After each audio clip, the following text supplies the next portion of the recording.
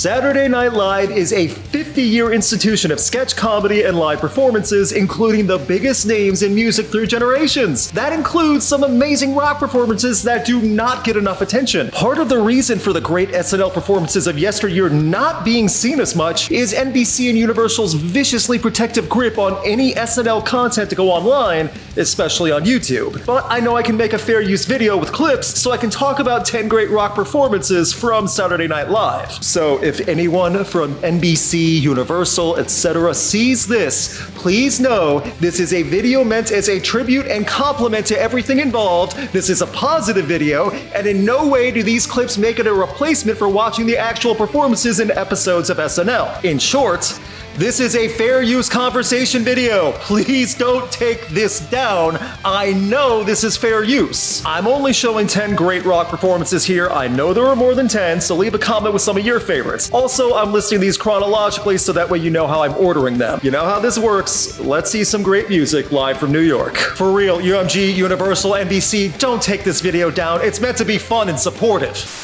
Ladies and gentlemen, here!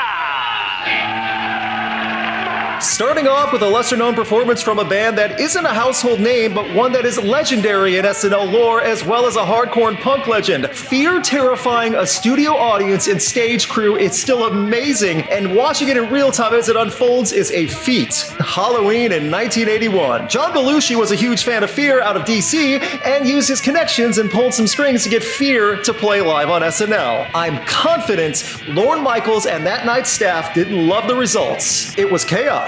A specifically built set included endless stage divers and an up-close crowd filled with members of other legendary punk bands and fans who were shuttled in to make the punk audience of 40 people when SNL only ordered about 15 or 20.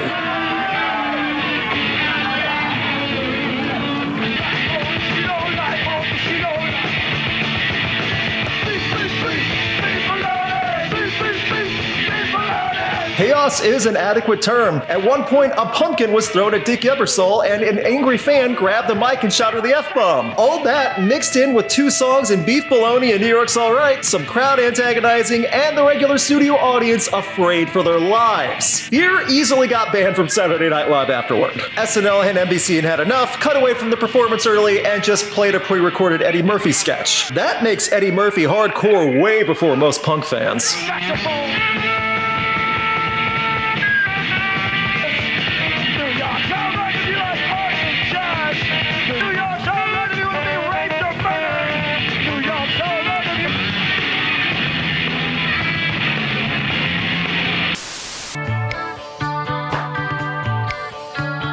This one feels like a time paradox, seeing Queen in 1982 perform on Saturday Night Live, but it totally happened, and there is some history behind the show, as well as Queen always having a story to go with everything. Queen performed Crazy Little Thing Called Love and Under Pressure, with Under Pressure in my opinion standing out a bit more. What also stood out was that Freddie Mercury was not at 100% after being sick and losing his voice. Whether that was getting sick on the road, or the known debauchery with the party lifestyle he was happy to live and advertise, or just losing his voice in general, and all this was an accusation, but even a less than 100% Queen is still Queen.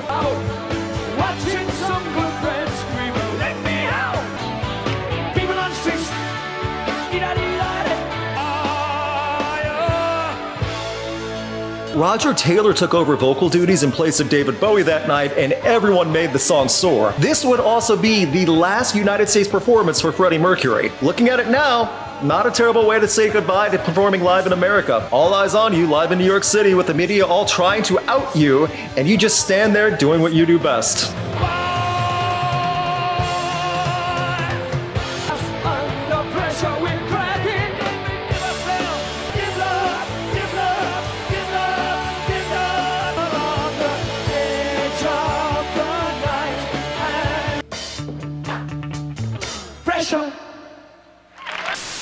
Here's Billy Idol singing White Wedding. Billy.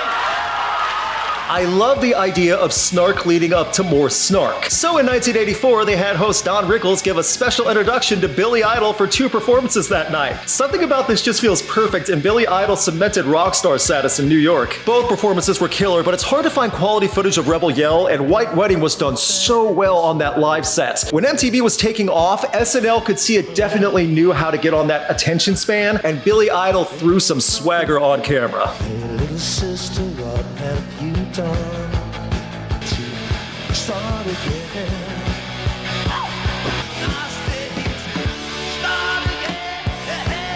Idol looking into the camera, the outfits, the tone and attitude. This was all a great presentation for Billy Idol, and that fist pumping and leather also added to the presentation, while Lorne Michaels most likely watched on, rolling his eyes sarcastically. Idol was also impersonated on SNL that same show, because why not tease the guy you want to perform when he can do nothing about it? It sounds about right for Saturday Night Live.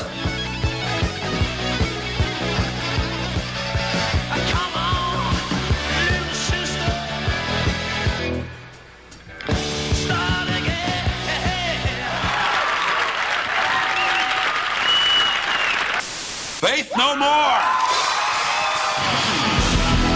I was way too young to appreciate Faith No More in 1990, but watching this feels timeless, and I do hope the people who saw it live realized they saw something not just special, but unique. Early 1990 saw the SNL performance of Epic, which sounded amazing, Mike Patton almost getting stuck in an industrial fan, and is still making it back in time for his cue, and captivating everyone in the process. All of this was gold. Every year or so, I go back and watch this and think about how ahead of their time Faith No More was, even by early 90s standards, where alternative was becoming huge.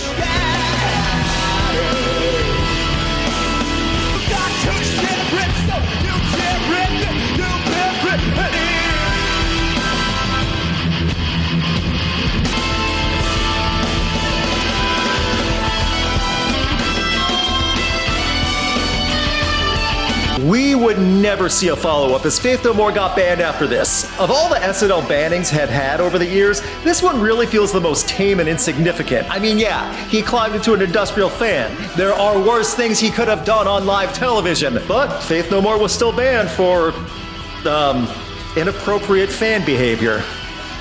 Sucks that has the same term. This is arguably my favorite SNL performance ever. Band sounded great, the audience sounded like they loved it, and I do wonder if Lorne Michaels was standing off to the side all snooty after the song ended with a disappointing father figure look like,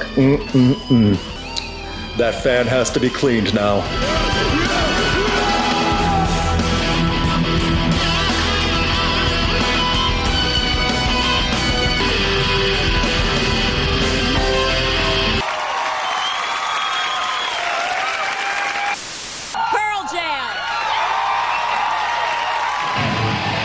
One of several Pearl Jam performances worth talking about, but I'm going with their debut live in New York appearance. In 1992, with the explosion of grunge, was Pearl Jam soaking in all the hype with 10. With 10's success and Adam Sandler praising Eddie Vedder repeatedly, including the quotable Opera Man bit, Pearl Jam performed Alive and Porch on SNL, and if the rocket wasn't strapped to the band's back by then, this helped make sure they breached the atmosphere.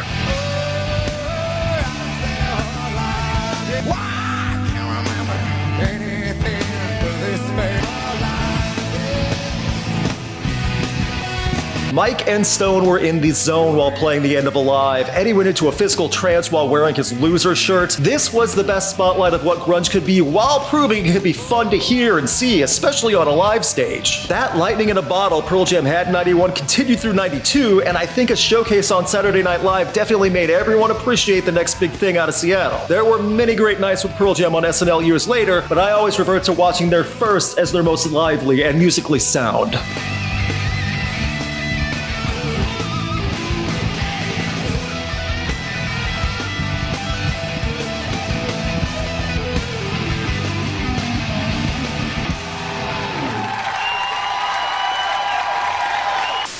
Rage Against the Machine.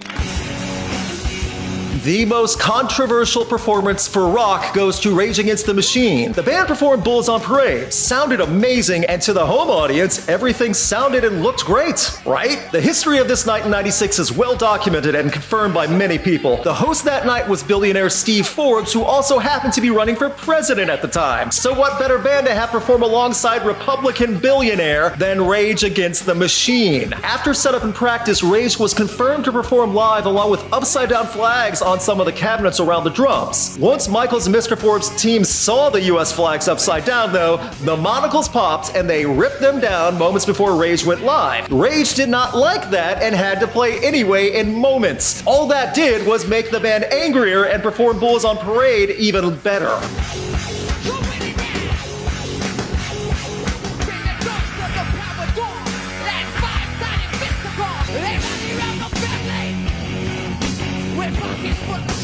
The band was originally scheduled to play another song live that night, but it was instantly nixed and the potential shock and outrage. Then, the band was escorted in back by Secret Service working with Forbes and held there until the end of the show. They were then informed they were banned. Stuffy suits stopped Rage Against the Machine from performing again, but we still got one of the hardest performances on Saturday Night Live ever that night. You can see the frustration and anger in that song and how they performed it, and that night it was directed at the exact people who the band writes music about, who are also in the building that night. It's perfect.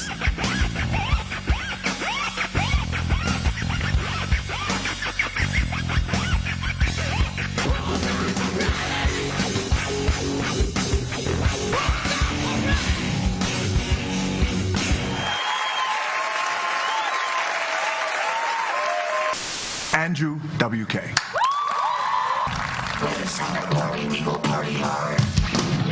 This is a personal favorite of mine for little reason more than the absurdity of Andrew WK getting to perform on Saturday Night Live. If the stuffy old people were watching that night, they must have hated this. 2002 was when Party Hard was blasting everywhere, and the album I Get Wet was the meteor of ridiculous hard rock. On paper, this was perfect for Saturday Night Live. This was a clip I had downloaded on Kazaa back in the day when I was like 14, and I watched it so much because I just loved it. In 2002, so many pop and rap acts came in, but then there was Andrew WK headbanging to Party Hard with a stage full of musicians.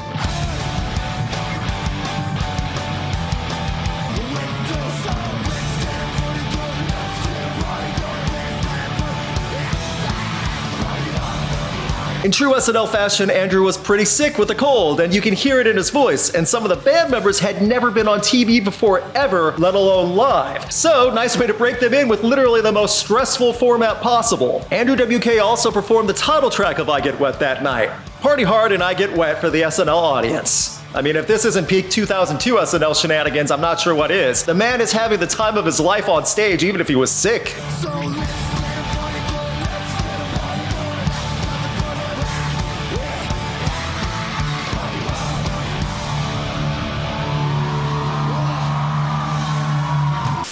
System of a Down.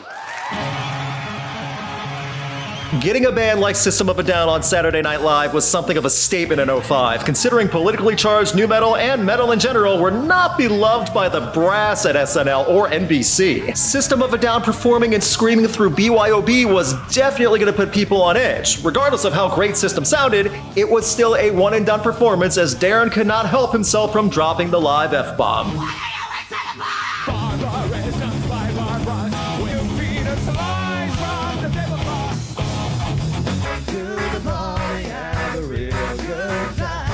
Everyone sounded great and the show went on live, but yeah, you'll never get System on Saturday Night Live again after being banned for Darren's unexpected potty mouth.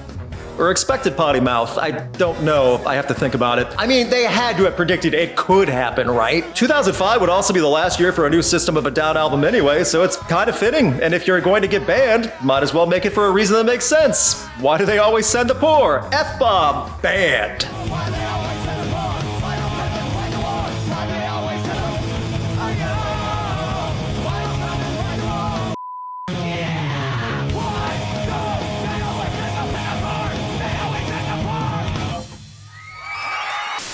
Foo Fighters. now to get some holiday cheer going. I know SNL always tries to force in the Christmas and New Year cheese, but one surprisingly fun Foo Fighters showcase made 2017 a night before Christmas to remember. Foo Fighters have been on many times, so that's nothing new, and they performed twice that night, but the second performance was the showstopper. It started with a quick acoustic verse and bridge of Everlong from solo Dave Grohl, then went straight into a holiday medley. Everlong, do, she sang. The snow's coming down.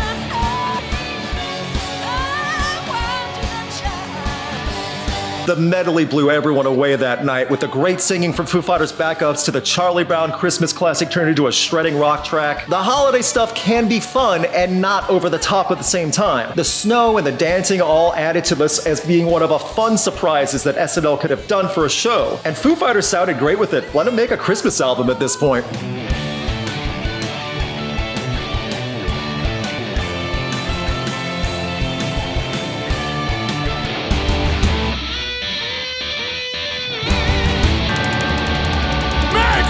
Everybody, and a Happy New Year! Jack White! The last performance I want to point out on this video goes to Jack White giving some life during pandemic. In front of a mask-wearing crowd, White played a medley and proved how he is one of the best live guitar players today. Jack White played a 3-song medley over 5 minutes, ranging from White Stripes material to his own solo work. Emphasis on solo because the man kills it in the last third, just destroying that guitar.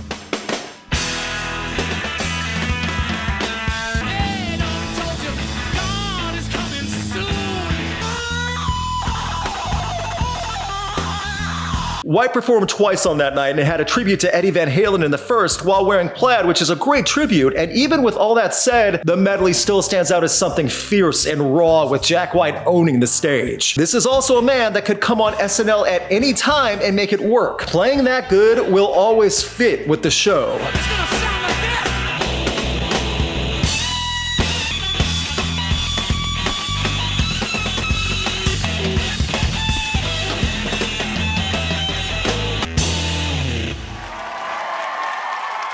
And as time has gone on, there have been fewer rock performances on SNL. Part of that is because of the popularity of other genres and continuing to invite the same names and pop stars repeatedly, but the other part is, well, who would be great on SNL that would not have everyone complaining in some way? I wish that Saturday Night Live gave the live stage to heavy music more often like they used to in decades past, but it does seem like it's been rare over the last 10 years, and some of the performances have not always been great. On top of that, many of our favorite groups and artists are straight up banned, and SNL isn't exactly on top of what's popular in heavy music right now, or in a trusting state of newer bands who might do something awful. And that is why I wish SNL would start uploading these classic performances online. I get they have them on Peacock and other streaming services with the full SNL episodes, that's fine, but think about how much goodwill and attention these could get if the full uncut performances were easily accessible. Maybe I'm just asking too much, but until then, you can check out many of these full performances on streaming services and other websites off of YouTube. For now, here's hoping they put them up soon. Thank you for watching. Let me know what your favorite SNL musical guests are, and finally, here are some cats. Chester and Pearl here, sitting on the tower while I edit, and what's that, boys? You want everyone to know that Dad's on Patreon? And this channel can be supported by $2 a month and you get early access to videos like you just watched? And you get access to other stuff as well? And it would be helping you both out a lot so you get more treats and food? I mean, okay, I'll let the people know, but hopefully you're both cute enough for them to actually check out Patreon for Rocked.